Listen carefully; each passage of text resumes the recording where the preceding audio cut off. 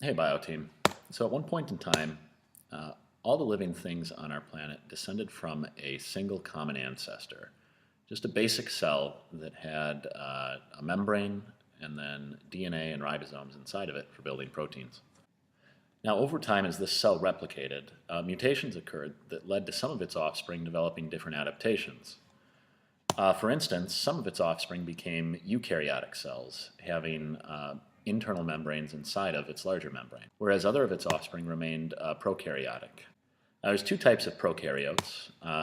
There are the true bacteria cells that most of us think of when we think of the bacteria living in our intestines or in our kitchens. And then there are bacteria that live in extreme conditions called archaebacteria or archaea.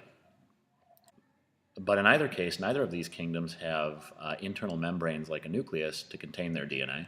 And so as a result, their DNA is uncovered, floating around in the form of a nucleoid, which is a big looping chromosome, or in smaller loops of DNA called plasmids.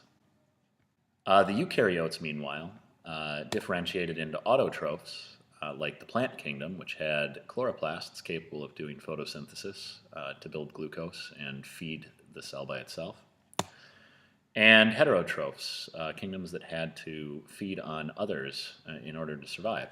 And these heterotrophic eukaryotes further divide by their ability to move.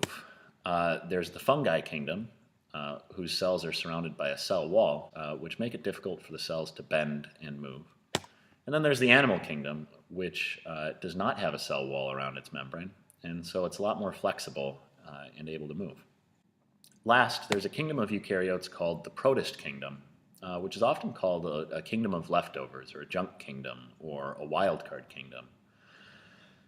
Because the members of the Protist Kingdom can resemble animals, some of them resemble plants, and some of them resemble fungi. They're all eukaryotes, but what they all have in common is their simplicity, their lack of complexity.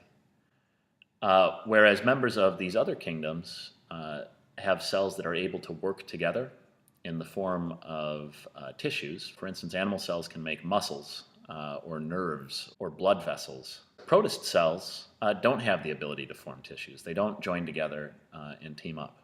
And that's it. At this point, you guys have some practice problems. We'll see you next class.